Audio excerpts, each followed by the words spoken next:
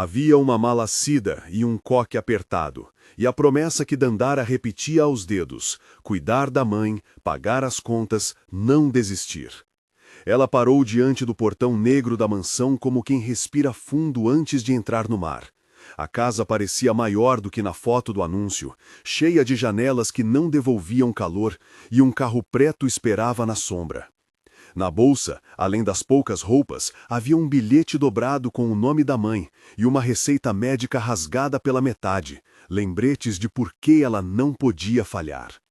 Fica até o fim, inscreva-se e curta se essa história tocar o seu coração. O porteiro a olhou como quem pesa a vida em centavos. Dandara respondeu às perguntas com a voz baixa e firme. Falou das limpezas, da experiência em casas grandes, da pressa em ajudar a mãe doente. Quando o carro preto se abriu, não foi o dono quem apareceu, mas a governanta, Dona Glória. Ombros curvados, olhos que já tinham visto muita pressa e pouca compaixão. Ela examinou de cima a baixo, depois apontou para uma porta lateral. Entrou, né? Vai descobrir se aguenta, murmurou, sem sorriso. A mansão vivia numa espécie de silêncio elétrico. Havia espelhos que refletiam veludos e quadros sem rosto, estantes de livros organizadas como fortalezas e um piano coberto que parecia um segredo. Dandara trouxe a mala para o quarto de empregada, pequeno, com uma janela para a área de serviço onde crescia uma planta ressequida. Ela ajeitou as coisas com movimentos medidos, dobrar a camisa número 3, esconder o bilhete num caderno, cheirar o tecido do vestido vermelho que mal cabia no bolso e repetir para si a promessa feita à mãe. Logo na manhã seguinte, quando ainda se acostumava ao cheiro de cera e ao ritual de acender lâmpadas que não estavam realmente acesas, Dandara ouviu gritos no corredor principal. Cristina, a chefe da cozinha, corria com o avental sujo, puxando a manga como se aquele gesto afastasse alguma culpa. Do outro lado, vozes firmes, curtas, palavras de um homem acostumado a decidir o destino dos outros. Henrique Costa era um nome que circulava nos jornais de economia e nas notas de festas estreladas. Um homem de decisões prontas, que transformava pessoas em folha de pagamento. Ali, no saguão, era o senhor de tudo, e a cadeira sobre o terno era o ponto de onde ele exibia controle e desalento em iguais medidas. Ele mandou embora o jardineiro ontem, e hoje a costureira, disse Cristina, cuspindo o calor do próprio medo. Dandara ouviu os nomes passarem por ela como pedras lançadas numa água parada. Não era surpresa que Henrique despachasse gente. O que a assombrou foi a rapidez com que os olhares dos empregados se tornaram pequenos, encolhidos, como que pedindo para não serem os próximos. Ela conheceu Henrique na biblioteca, enquanto recolhia livros que haviam sido deixados fora do lugar. A sala era fria, piso de mármore que fazia o sapato chupar o som. Ele a fitou do alto como um homem que não via com frequência rostos novos. A cadeira de rodas era apenas um objeto à vista dos visitantes, uma sombra de sua história. Quando sorriu, foi um esgar medido. "Você sabe o que faço?" perguntou ele, sem levantar a voz. Dandara não repetiu a pergunta. Respondeu com as tarefas para que fora contratada, como quem enumera compromissos domésticos. Cristina o observou, mordendo o lábio. Dona Glória, ao lado, parecia medir um tempo novo. Henrique tinha cães de olhar frio e um hábito: mandar embora aqueles que o decepcionavam. Fora por isso que, naquela semana, o nome do jardineiro já não fazia sentido, e a casa encolhia na solidão de menos mãos. "O respeito aqui é por competência", ele disse em voz baixa, olhando para os sapatos de Dandara. E a frase soou mais como veredito do que como explicação. A vida no interior daquela casa se movia em ritmos de limpeza e rumores. Dandara varria corredores que tinham a memória de passos mais frouxos. Ela trocava lâmpadas, passava pano no parquet, encontrava memórias esquecidas dentro de armários. Sempre que sentia que sua força minguava, lembrava da mãe no apartamento apertado, a respiração que batia como um aviso, e a risada que, quando vinha, era pequena e inteira. Isso bastava para ela seguir. Entre as regras não escritas, havia uma que Dandara aprenderia logo. evitar o que estava coberto no fundo das salas. No escritório de Henrique, atrás de livros de filosofia e pastas empilhadas, havia uma gaiola pequena, pendurada como um objeto ornamental. Dentro dela, um macaco prego jovem encolhia-se, olhos grandes que refletiam a luz. O animal parecia um aceno de desconsolo. Era rejeitado por funcionários que temiam uma repreensão do dono, e observado por aqueles que tinham tempo de sentir pena. Numa manhã em que precipitava uma reunião de fornecedores no salão, um evento que seria a consolidação do nome de Henrique em novos contratos, algo fugiu ao controle. O macaco, talvez pelo ruído do serviço pesado, escapou da gaiola. O animal corria com patas ligeiras por corredores revestidos de tapetes, e numa das corredeiras, saltou em direção à mesa de jantar onde um dos convidados derrubava vinho como um gesto de pressa.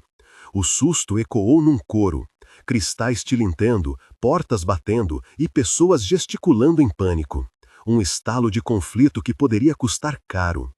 Henrique se levantou, mãos trêmulas na borda da cadeira, e falou com voz afiada. Quem deixou isso solto? Quem? O corredor se encolheu. Cristina apontou para a cozinha com o queixo, como se a culpa fosse um objeto fácil de ser entregue a alguém. Outros culpavam Roberto, o motorista, que só sustentava a cabeça envergonhada. Dandara, que passava com um balde e pano, cruzou o corredor e encontrou o animal no pé de uma estátua de mármore, tremendo e chapetendo pelo. Ele não tinha medo dela. A fera parecia buscar alguém que não gritasse. Dandara aproximou-se devagar, lembrando-se dos macacos que vira em documentários e na infância, quando a rua parecia menos medrosa. Havia uma calma antiga dentro dela, um misto de cuidado aprendido nas mãos da mãe, das histórias de vizinhos, de um tempo em que pequenas mãos seguravam outras. Ela estendeu o braço, oferecendo uma barra de chocolate que carregava no bolso por puro hábito de ter algo para o caminho. O macaco cheirou, hesitou e aceitou. Ninguém interrompeu muito tempo para reparar nisso. Henrique a observou, a sobrancelha arqueada, os olhos estreitos. A presença de Dandara diante do animal sem medo parecia incomodá-lo. Numa casa que transformava tudo em limpeza cirúrgica, havia um movimento incômodo.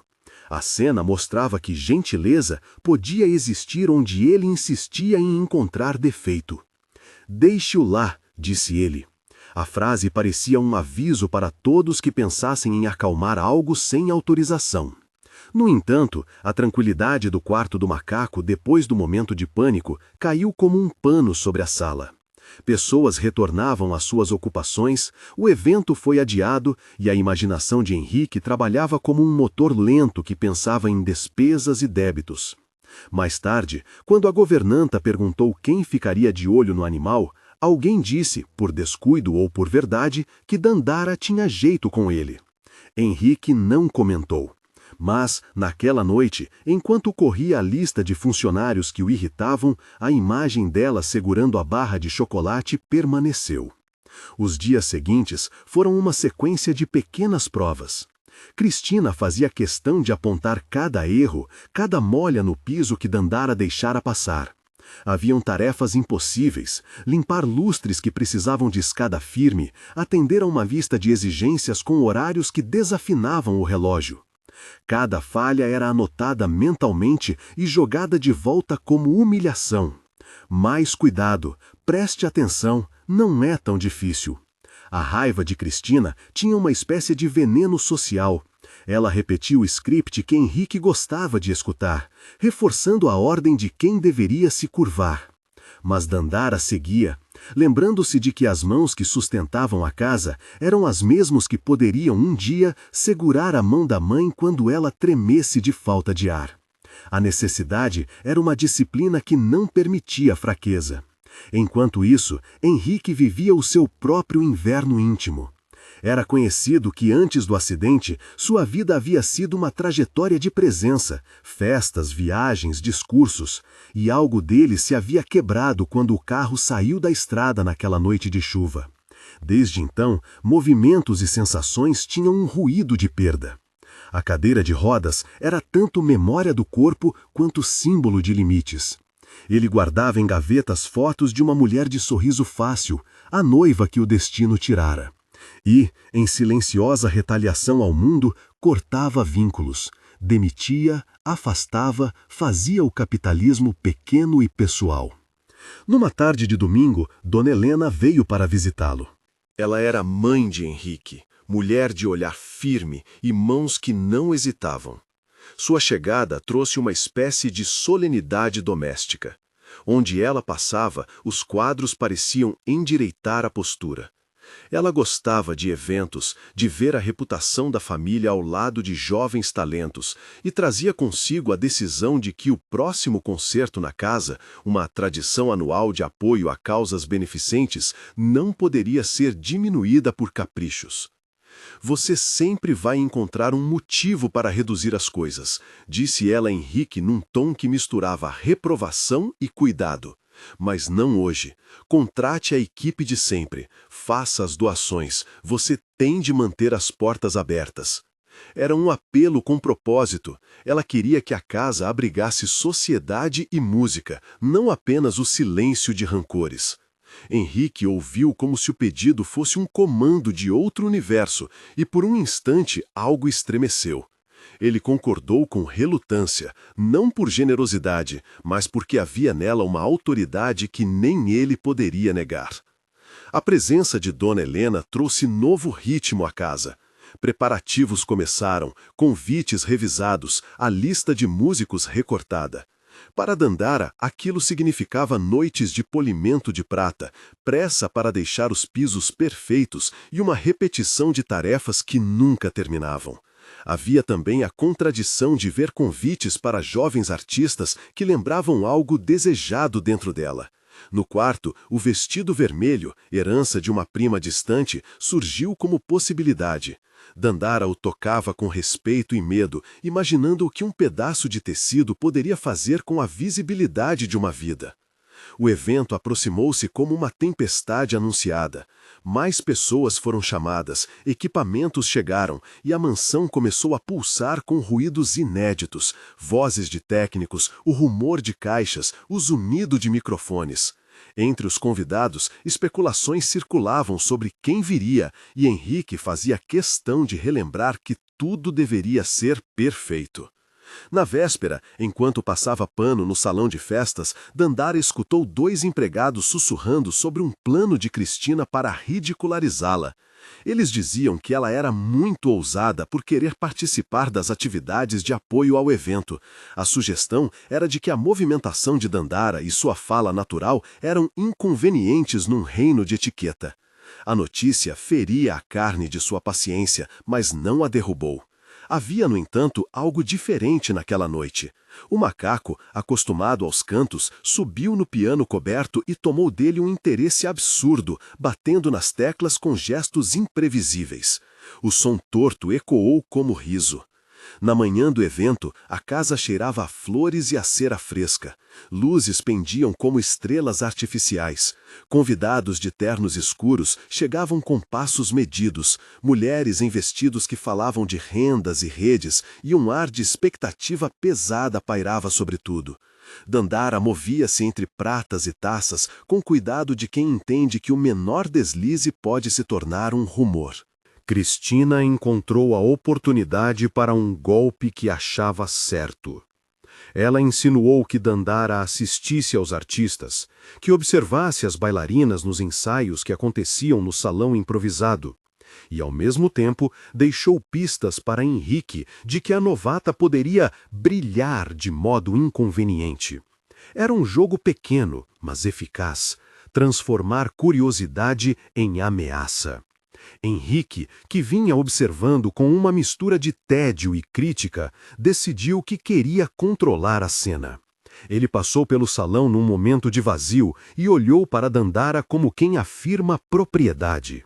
Não se perca, seu lugar é nos bastidores. Ela apenas inclinou a cabeça.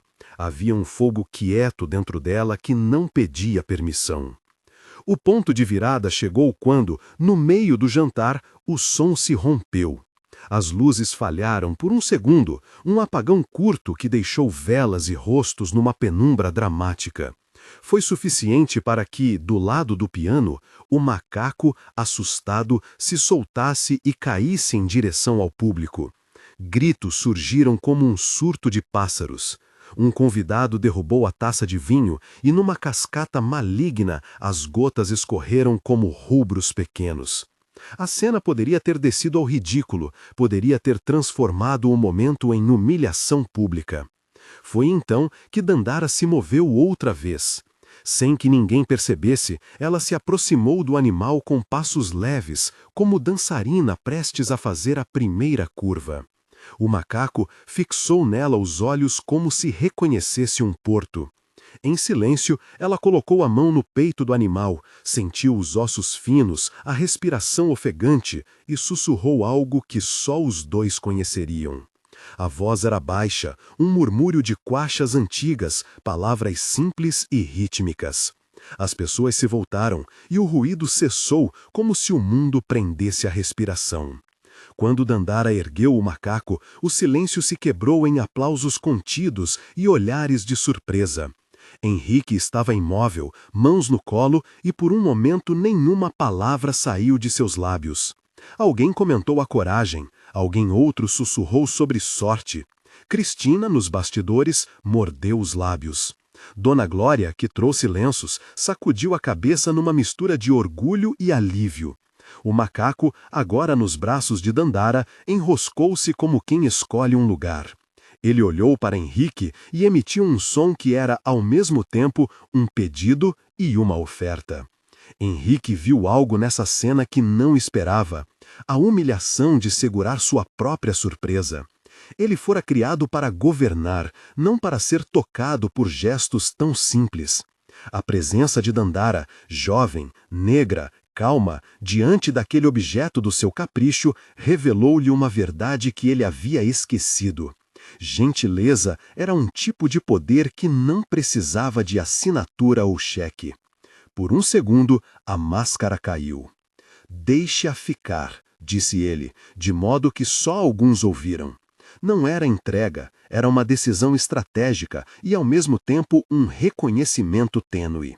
A notícia se espalhou pela casa como um vento que decide uma direção nova. Dandara sentiu um tremor de medo e de vitória ao mesmo tempo. Não fora uma vitória pela permanência, mas pela dignidade de ser vista sem explicações.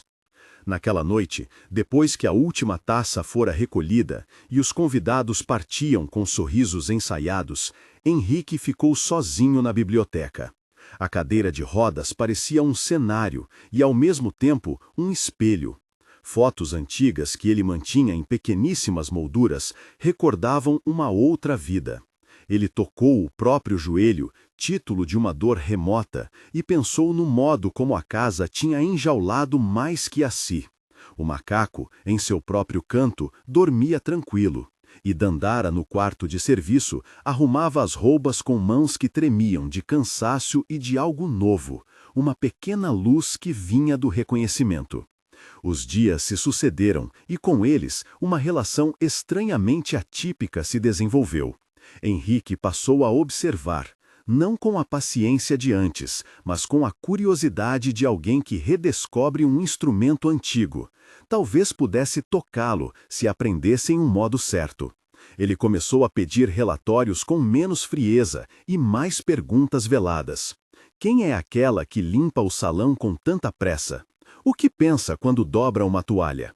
As perguntas eram cortadas por suas próprias defesas, e Dandara respondia com a mesma prudência de quem não queria construir expectativas de papel. A tensão entre controle e gentileza se acentuou quando, numa conversa privada com Dona Helena, Henrique falou de seu medo de sentir fragilidade. "Quando eu permito que alguém se aproxime, abro a porta para coisas que não quero revisar", disse ele, a voz baixa como se fosse discutir uma dívida. A mãe o olhou com paciência. "Você tem que se permitir sentir, ou vai viver gerenciando o que já perdeu." Dandara ouviu pedaços dessa conversa por acaso, enquanto passava a vassoura no corredor. As palavras ficaram com ela como um sussurro. Ela aprendeu que não precisava curar todos os sentimentos alheios. precisava apenas, às vezes, de ser fiel à própria coragem. No entanto, a resistência ainda se manifestava. Cristina continuava a rodear Dandara com pequenas maldades, roupas deixadas sujas, instruções truncadas, olhares que buscavam humilhar em público. Em uma dessas ocasiões, quando Dandara quebrou um vaso por acidente, um acidente que poderia ter acontecido a qualquer um, Cristina não a defendeu. Pelo contrário, fez questão de apontar que era desajeitada e que pessoas como ela deviam ser lembradas do seu lugar. A humilhação foi rápida e, por um instante, Dandara sentiu a vontade de desistir.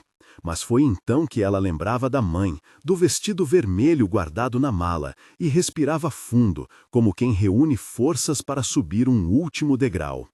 A virada maior aconteceu quando Dona Helena, percebendo nos convites do evento algo que a casa precisava transformar, anunciou que queria incluir no palco, como atração surpresa, uma apresentação que misturasse dança e testemunho de pessoas da comunidade. Era uma decisão que obrigava todos a olhar para fora de seus círculos fechados. Henrique, que preferia organizar tudo nos bastidores para controlar qualquer deslize, ficou irritado, mas a autoridade materna falou mais alto. Se queres que essa casa seja instrumento, então aceite instrumentos reais, disse ela, com a suavidade de quem conhece o peso das palavras. A notícia repartiu a casa em expectativas. Para Dandara, era uma possibilidade de visibilidade que não imaginara. Para Cristina, um motivo de escárnio. Para Henrique, uma ameaça ao que considerava ordem. Dona Glória, que guardava segredos e chaves, resolveu que ajudaria. Havia no ar uma tensão que cheirava a mudança. Os ensaios começaram de forma despretensiosa, no salão que antes reverberava apenas passos de serviço. Dandara, tocada por um convite inesperado, ousou se inscrever como voluntária para integrar a parte de apresentação que incluiria um número de dança. Ela não buscava palco, buscava dizer algo por dentro que as palavras não conseguiam. Nas noites em que lavava pratos, imaginava passos silenciosos, e quando a casa dormia, praticava movimentos no quarto apertado, como quem treina para uma liberdade futura. Henrique começou a aparecer nos ensaios, não para dirigir, mas para observar. Primeiro de longe, por trás de uma coluna, depois aproximando-se com cuidado, como quem experimenta um alimento muito salgado. Ele sentia algo estranho ao ver Dandara mover-se. Havia força, mas também uma ternura, que para um homem acostumado a ver tudo como propriedade, era quase uma afronta. Em determinadas noites, ele se pegava lembrando-se do som de passos que imaginara há anos. Passos que não eram apenas de trabalho, mas passos de quem buscava vida. O ponto médio se deu numa tarde chuvosa, quando um confronto no salão tornou-se inevitável. Cristina, em acesso de raiva, tentou sabotar a coreografia. Espalhou um líquido escorregadio no piso onde Dandara dançaria. A intenção era humilhar, talvez para que Henrique visse que ela era imprudente e assim justificar qualquer repreensão. Mas a maldade foi descoberta por Roberto, o motorista, que, ao ver o perigo, hesitou entre se calar e consertar o dano. Ele escolheu o reparo. Por quê? Talvez por remorso de atos passados, talvez por uma necessidade de se redimir. Quando Dandara percebeu o risco, observou o chão e, sem cruzar palavras, ajustou o roteiro. A apresentação final seria improvisada. Se a música fosse cortada, ela transformaria o gesto em linguagem corporal que não precisasse de som. Essa capacidade de improviso vinha de tempos difíceis. Na rua, na cozinha de casa, quando as ordens mudavam, ela aprendeu a falar com o corpo. A noite do evento chegou como uma promessa líquida. O salão estava cheio, as luzes recortavam perfis, a plateia aguardava o espetáculo. Cristina, satisfeita, circulava entre convites, segura de que cumprira sua trama. Henrique, que antes ditava ordens, observava com a face fechada, como se calculasse o próximo lance. Dona Helena, porém, sorria com tranquilidade de quem sabia plantar sementes. Quando o momento do número comunitário começou, o técnico de som fez sinal e nada. Uma sabotagem técnica? Ou acaso? As luzes oscilaram e por um breve instante o salão mergulhou em uma treva que fez o murmúrio crescer. Músicas interrompidas, surpresas desconfortáveis. A plateia prendeu a respiração. Foi então que Dandara, no centro, fez algo que ninguém imaginara. Em vez de recuar, abriu os braços como se a falta de som fosse o convite para o silêncio se fazer voz. Seus passos começaram devagar, sem música, e aquilo transformou a sala. Ela usou as palmas da audiência, o ritmo dos corpos que assistiam, como se a dança fosse uma conversa. Cada movimento foi uma frase em que não havia vergonha. Cada afastamento e retorno, uma confissão. A profundidade do momento cresceu quando ela, no clímax, estendeu a mão para Henrique, que estava sentado ao lado do palco, imóvel na cadeira. Era um gesto simples, convidar alguém a dançar. Para Henrique, que havia trancado o mundo dentro do corpo, o convite soou quase como um desafio à sua própria vaidade. A plateia prendeu o fôlego. As luzes, que haviam falhado, fitavam como olhos curiosos. Ele estava dividido entre manter a distância, a maneira mais segura de não voltar a perder, e aceitar um risco humano. Quando finalmente estendeu a mão, era mais que um movimento, era a rendição. Dandara o puxou para o centro com a gentileza que costuma salvar. A dança deles não foi um espetáculo de técnica, mas uma reparação lenta, um diálogo em que passos contavam memórias e toques reconstruíam confiança. O macaco, que assistia no ombro de Dandara, mexeu-se como se aprovasse. A plateia, que chegara para ver grandeza e discursos, viu em vez disso a cura de dois corpos que aprenderam a se tocar novamente. Cristina, ao longe, percebeu que sua trama havia se dissolvido nas palmas que agora batiam comovidas. Henrique, no meio do movimento, deixou cair o que mantinha como escudo. Era um homem que aceitava ser visto, com toda a fragilidade que isso implica. Quando a música, inesperada, retornou como uma onda, já não importou. A plateia aplaudiu em pé e a casa inteira parecia menor diante da energia que se expandia. Dandara respirou como quem vence uma tempestade, e Henrique, por sua vez, apertou a mão dela como um gesto de gratidão e reconhecimento. A mudança não foi instantânea, nem absoluta, mas foi real. Um homem que mandava embora todo mundo descobriu que um gesto simples tem poder de alterar a ordem das coisas. No pós-evento, conversas e decisões fluíram. Dona Helena, que nascera de autoridade temperada por delicadeza, ofereceu algo concreto. Uma bolsa para que Dandara fizesse aulas de dança e uma proposta para que parte dos recursos do próximo ano fossem destinados a um pequeno projeto comunitário de arte. Henrique, tocado e também envergonhado pelas próprias defesas, concordou. Não prometeu milagres, disse apenas que apoiaria. Para Dandara, aquilo representava a possibilidade de um futuro que não começava na necessidade urgente, mas em escolha. E assim, algo novo nasceu. Um pequeno plano para juntar recursos, criar aulas e organizar um espaço onde crianças pudessem aprender a dançar sem custo. No fundo, a ideia era simples: transformar o gesto que salvara uma noite em ferramentas que salvassem outras vidas. Dandara, que no início trouxera apenas uma mala e uma promessa, viu as duas se multiplicarem em formas concretas. Henrique, por seu lado, iniciou um processo duro de fisioterapia, consultas e tentativas de conversar com lembranças que doíam. A reconciliação com o corpo e com o mundo foi um percurso lento, mas havia, agora, pessoas dispostas a caminhar com ele. O macaco continuou a ser um símbolo vivo dentro da casa.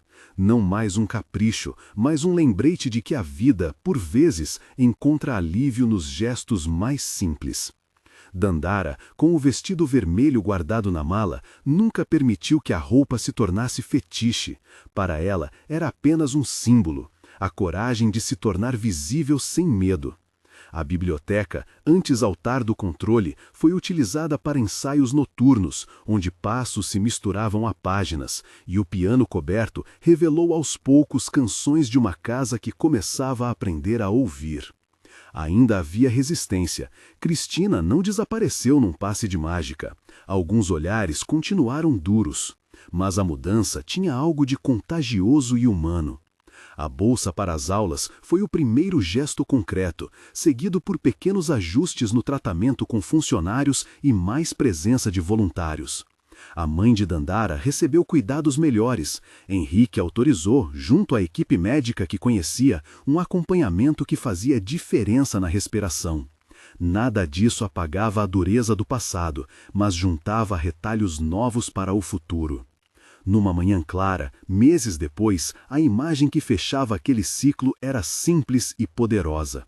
Um prédio modesto, com uma placa escrita à mão: Instituto de Dança Comunitária, leve, lugar de passos livres e história de mãos estendidas. Crianças ensaiavam ao sol. Dandara, agora com um sorriso menos contido, observava e corrigia posturas com ternura. Henrique, de vez em quando, aparecia para dar aulas de postura. Não por ostentação, mas para aprender a levantar-se do jeito certo. O macaco visitava como um mascote, lembrando a todos que onde há cuidado, até um pequeno animal pode encontrar sossego. Dandara caminhou pela instituição e, ao ver as crianças dançando, sentiu uma onda de emoção que não precisava ser traduzida em palavras.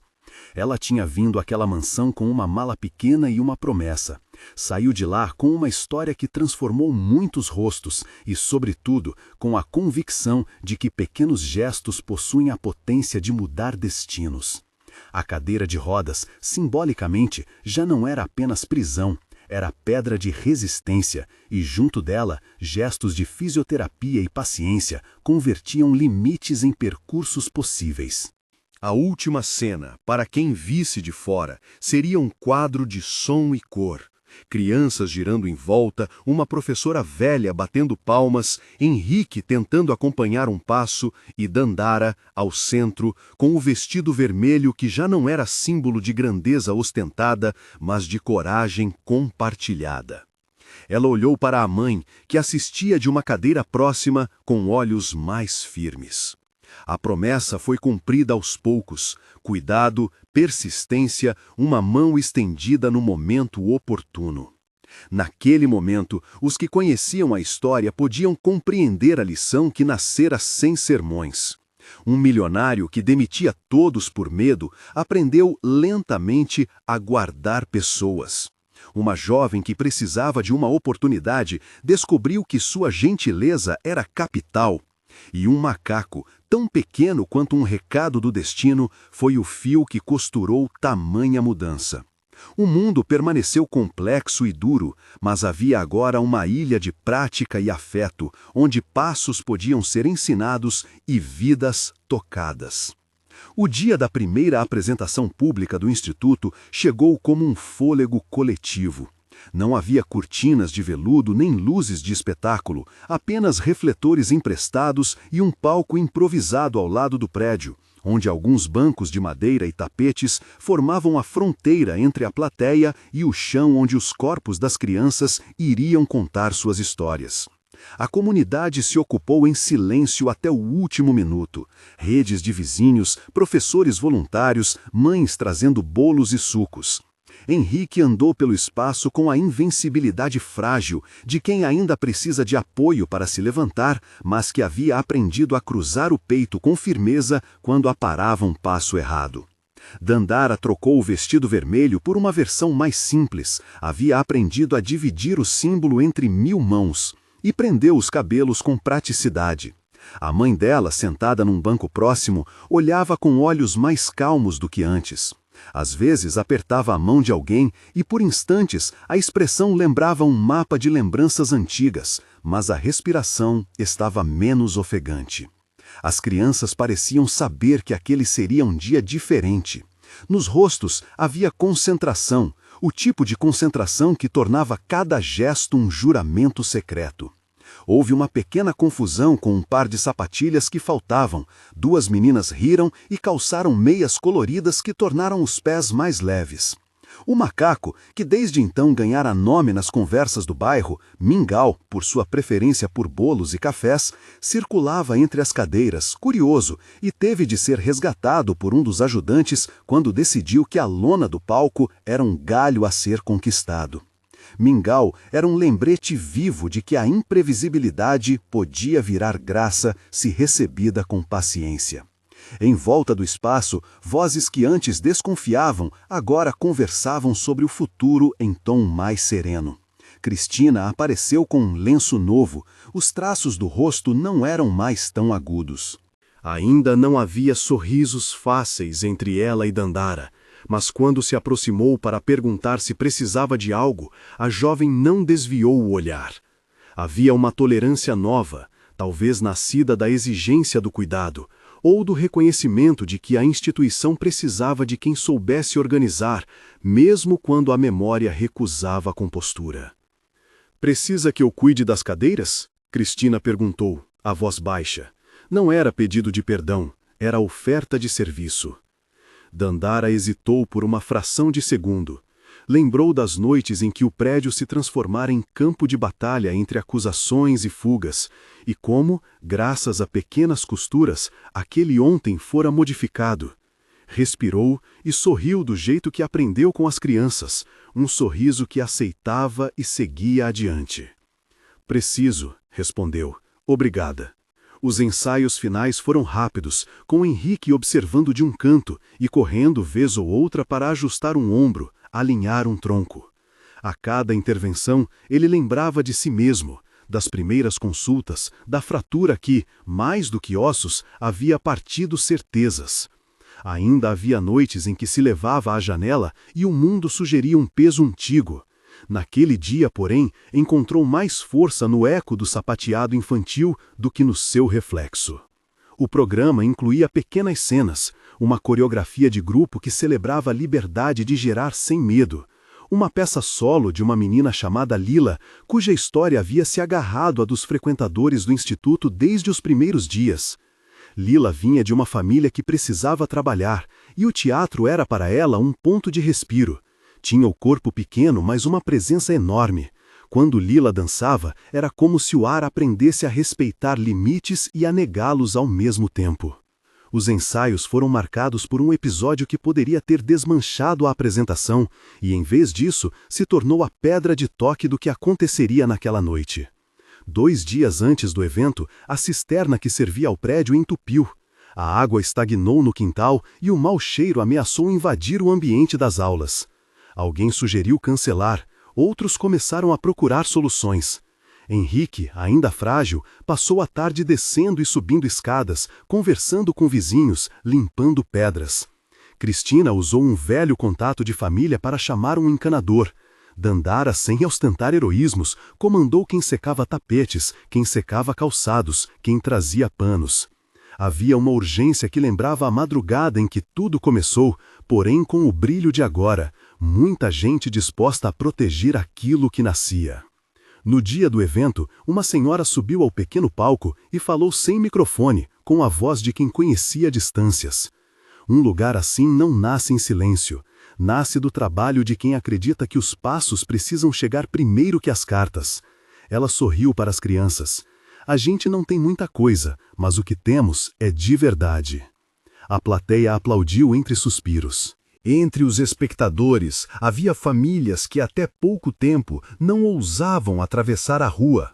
Havia também o antigo empresário que tivera o acesso que mudou o destino da mansão. Henrique o havia convidado com um gesto que foi mais oferta que orgulho. O homem apareceu, de sobretudo leve e olhar circunspecto. Quando suas mãos bateram palmas, não era apenas aplaudir um espetáculo, era reconhecer que algo do seu passado havia sido transformado por algo que lhe escapava do plano estritamente material.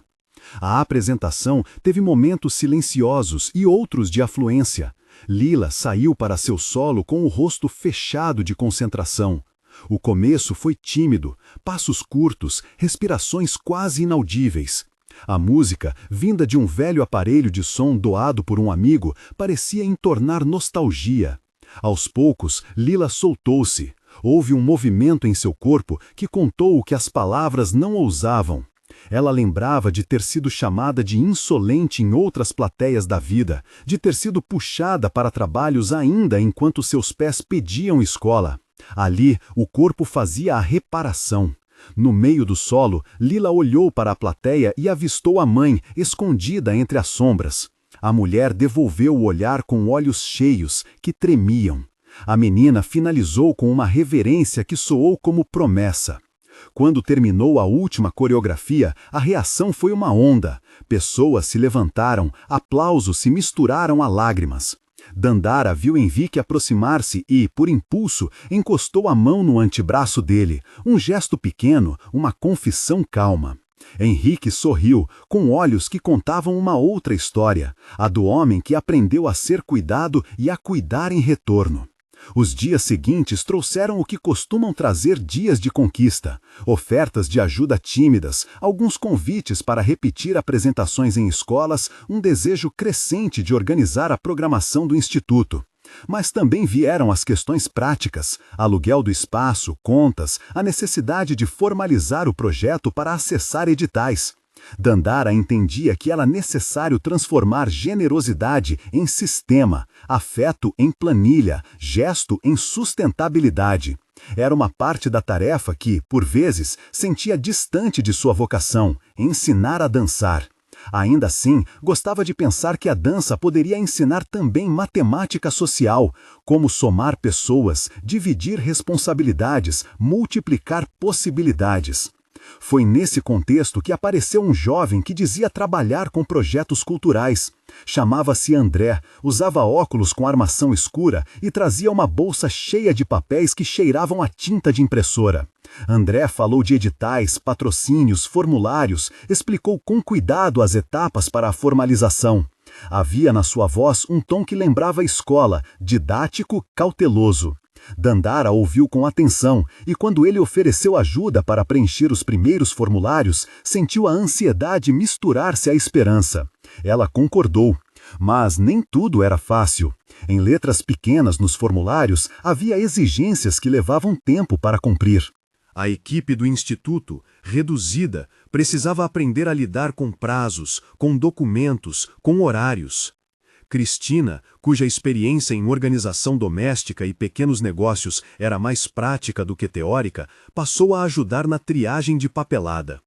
Henrique, com paciência e uma voz que se tornava firme, assumiu a tarefa de lidar com fornecedores.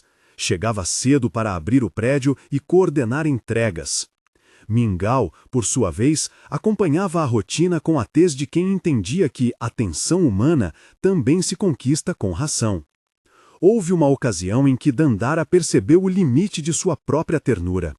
Uma mãe, chamada Jurema, trouxe o filho para as aulas. O menino, Jonas, tinha 9 anos e trazia no corpo as marcas da cidade. Olhos desconfiados, ombros sempre à espera de perigo. Na primeira semana, Jonas recusou tocar os pés no estúdio.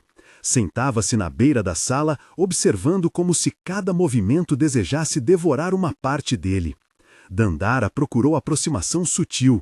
Trouxe livros de dança ilustrados, mostrou passos apenas com as mãos, permitiu que Jonas ensinasse ao macaco como puxar fitas de papel. Aos poucos, e com a persistência de quem repete um gesto até que ele caiba na rotina do corpo, Jonas começou a se levantar. Um dia, numa aula pequena, ele pegou a mão de outro menino e deu 2 passos. Não foi uma coreografia inteira, foi apenas um movimento que dizia: "Posso confiar". A alegria que explodiu no rosto de Dandara foi breve e profunda. Sabia que milagres assim não eram lineares, mas o som da risada de Jonas guardou-se entre seus melhores resultados. Enquanto o instituto ganhava reputação, uma sombra retornou. Alguém iniciou rumores sobre o financiamento do prédio. Comentários maldosos começaram a circular pela vizinhança, que o lugar era fachada para negócios, que as crianças estariam sendo exploradas para fotos, que havia voluntários com intenções obscuras. Pequenas mentiras, muitas vezes nascidas da inércia de quem teme o novo, ganharam velocidade. Dandara sentiu o peso de lidar com boatos e preferiu enfrentá-los com transparência. Organizou uma reunião aberta, pediu que todos os pais participassem, explicou a origem das doações e apresentou as contas simplificadas. Henrique, com suas poucas palavras escolhidas, colocou a porta aberta para quem quisesse visitar as aulas e entender de perto. Cristina, por sua vez, tomou o microfone e falou de suas próprias dúvidas, de como havia temido perder sua casa quando tudo parecia inseguro e como agora via que o instituto era um espaço para até ela reaprender. A honestidade desarmou muitos temores. Alguns vizinhos vieram ao estúdio apenas para observar, outros voltaram a oferecer café nas horas de desespero. Havia, porém, uma fresta que não se fechava. A do homem que havia perdido empregados no passado, o milionário cujo modo de agir resumia-se muitas vezes a decisões abruptas. Ele observava, calado. Dandara não sabia se esperava elogios ou julgamento, não queria aprovações vazias. O que desejava era que as portas continuassem abertas, e isso exigia, para além de palavras bonitas, algum recurso consistente.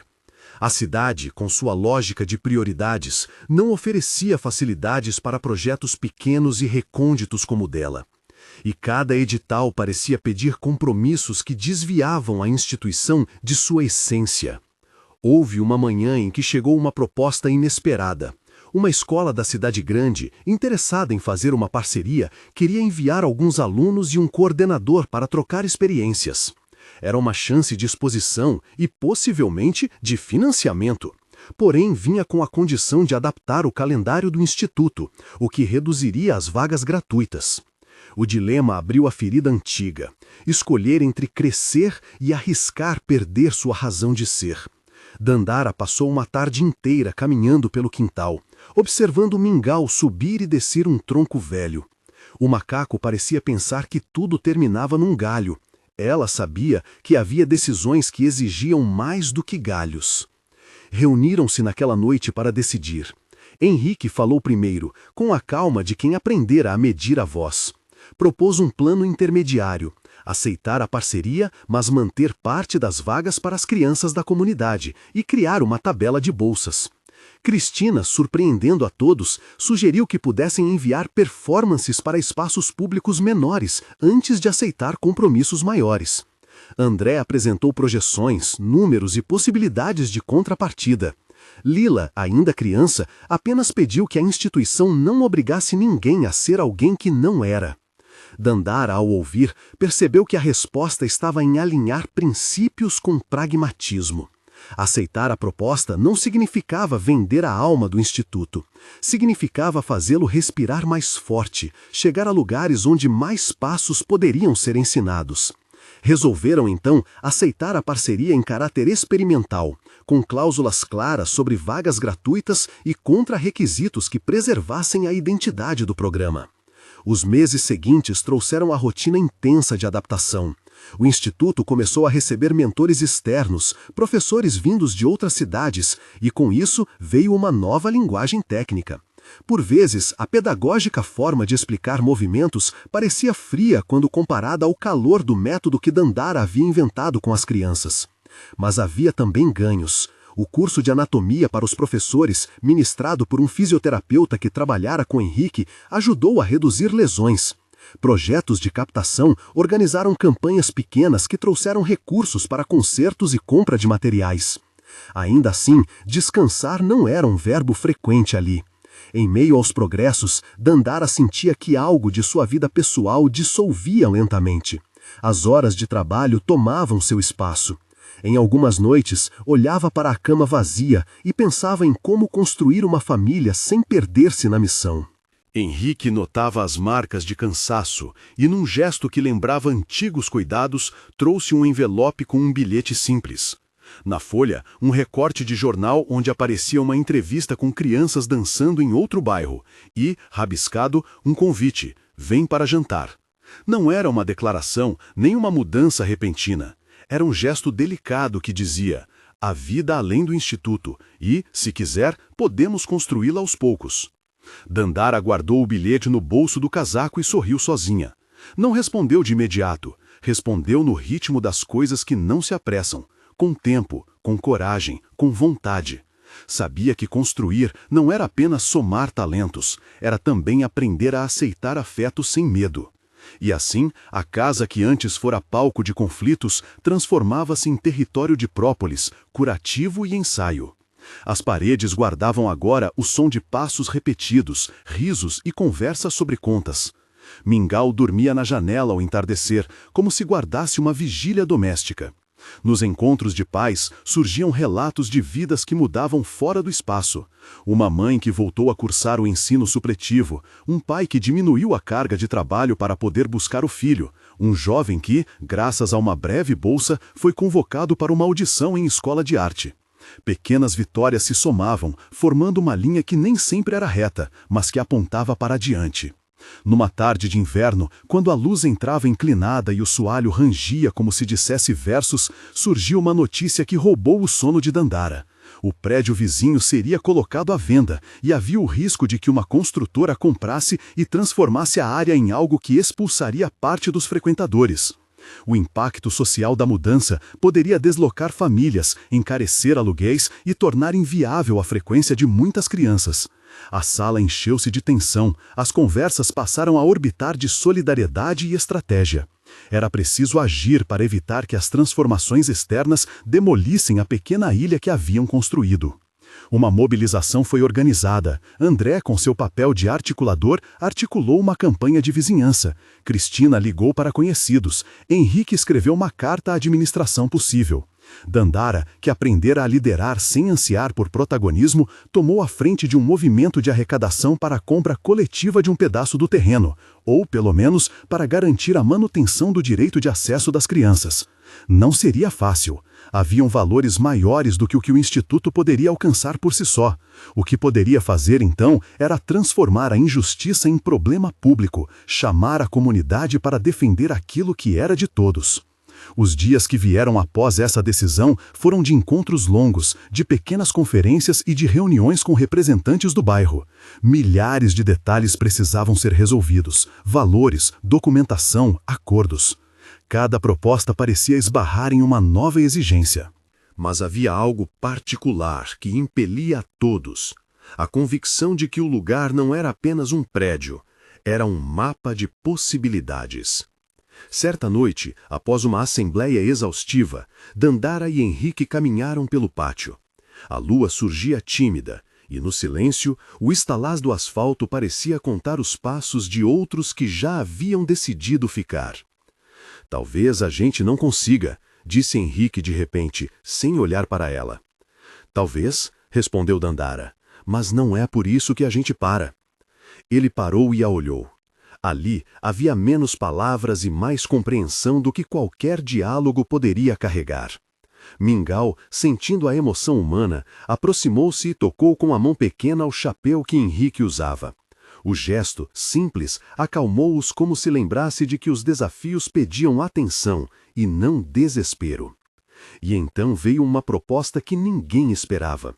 O empresário, aquele que meses antes havia demitido por medo e aprendido a guardar pessoas, ofereceu telefonemas discretos.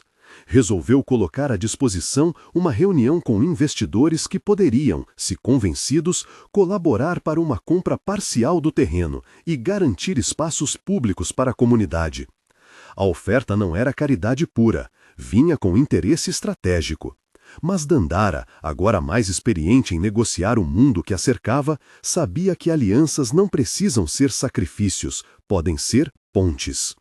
Marcou-se uma reunião em que estariam representantes do bairro, moradores interessados, o empresário e possíveis investidores. Era um momento de risco e de chance. Na noite anterior, Dandara foi até o estúdio e ficou ali, sozinha, ouvindo o silêncio das paredes que guardavam passos. Lembrou-se da mala com o vestido vermelho, das noites de medo, das vezes em que não acreditou que chegaria tão longe. Fechou os olhos e deixou que a memória fosse, por vezes, consolo e por vezes, alerta. Quando amanheceu, o Instituto estava pronto para buscar seu lugar no mapa. As crianças vieram como sempre, enchendo o espaço de energia. Mingau ficou quieto, talvez pressentindo que algo grande se aproximava. Dandara colocou no bolso do casaco um pequeno bilhete com tópicos: transparência, vagas garantidas, manutenção do caráter comunitário do espaço. Henrique levou os nomes dos pais que puderam testemunhar. Cristina guardou uma lista de serviços gratuitos que a vizinhança poderia oferecer para reduzir custos futuros. Na reunião, as conversas foram duras e cordiais. O empresário falou com a naturalidade de quem sabe negociar, mas também deixou escapar uma nota de humanidade ao observar as crianças dançando no vídeo de divulgação que Dandara projetou. Os investidores ponderaram riscos e benefícios, alguns pediram garantias. Dandara falou de maneira direta: não aceitariam coisas que possam transformar o instituto em vitrine vazia. Henrique mostrou a matriz de custos. Cristina contou com sinceridade como cada centavo transformava a vida das famílias. Ao final, havia cansaço e um leve formigamento de possibilidade. Quando as portas da sala se fecharam e o sol já descia, uma decisão preliminar foi alcançada. Os investidores dariam uma proposta de compra parcial, com cláusulas que reservavam áreas públicas e um fundo para manutenção das vagas gratuitas. Haveria contrapartidas? Sim, cada um as conhecia. Mas não era a derrota que a comunidade temera. Era antes um contrato que exigiria vigilância e entrega. E Dandara sentiu finalmente que o Instituto havia atravessado a etapa de sonho e entrado na etapa de responsabilidade compartilhada. Na volta para casa, Henrique e Dandara passaram pelo palco onde tantas memórias haviam sido escritas. Crianças ensaiavam passos de coreografia ao entardecer, suas sombras longas projetadas na parede. Mingau, exausto, cochilava na lona. Ao ver a cena, Dandara sentiu o peso da vitória. Não era uma vitória de glórias, mas a vitória de sobreviver às pequenas tempestades. Vamos cuidar bem, disse Henrique, mais para si do que para ela. Vamos, respondeu Dandara. E com essa promessa, caminharam de volta para as rotinas que sustentavam o instituto. Planilhas, rodas de conversa, aulas, pequenas festas, visitas inesperadas e, principalmente, a infinita repetição do gesto que tinha começado tudo: ensinar passos a quem ainda tinha medo de se mexer. Havia muito por vir, decisões por acertar e amadurecer. Havia noites de cansaço e manhãs de riso. Mas agora, no corpo do lugar, havia a certeza de que a dança continuaria sendo, antes de mais nada, um modo de respirar. Enquanto os primeiros instrumentos começavam a ser afinados para uma nova temporada e a cidade lá fora continuava com suas pressas habituais, o Instituto se permitiu um momento de pausa que não era inércia, era preparação. E no fundo do quintal, Mingau acordou, esticou a coluna e deu um pulo, como se convidasse a todos a voltarem a dançar.